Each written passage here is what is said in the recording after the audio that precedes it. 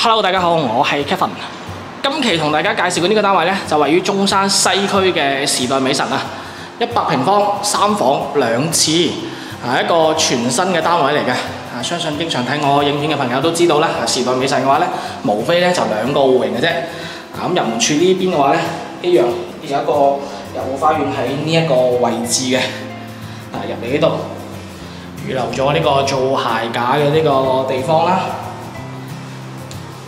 飯廳、客廳位置嘅空間，3米3嘅一個開間。入嚟呢邊 U 字形嘅廚房，呢個煮食爐咧都仲未拆開嘅，預留嘅呢個雪櫃嘅空間啦。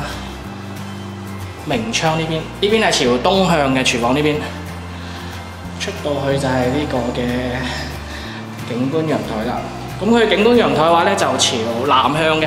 咁佢呢個咧係一個低層單位嚇，咁啊不過望出去嘅景觀咧都幾開揚嚇，因為對面嘅話咧都冇乜高嘅樓宇喺度遮擋。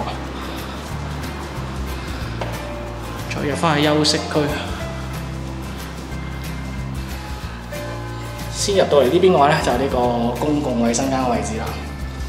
咁鏡櫃、洗手台、馬桶啊，喺呢邊第一個房間。呢邊呢個房間咧係東向嘅。光線都 OK 嚇，呢邊南向嘅第2個房間啊，呢個房間擺5尺床嘅話咧，都完全係冇問題嘅。最後就嚟到主人房呢度啦，主人房嘅套間，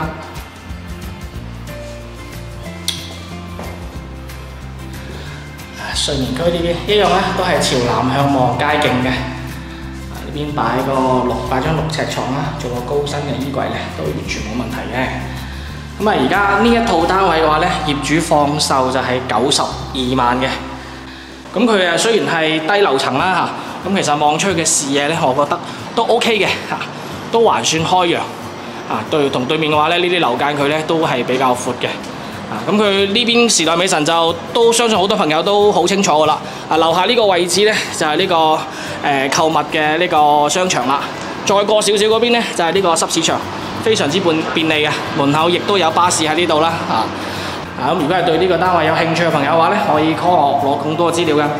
或者關注我，我會分享更多嘅樓盤資訊俾大家嘅。好啦，我哋下期節目再見啦，拜拜。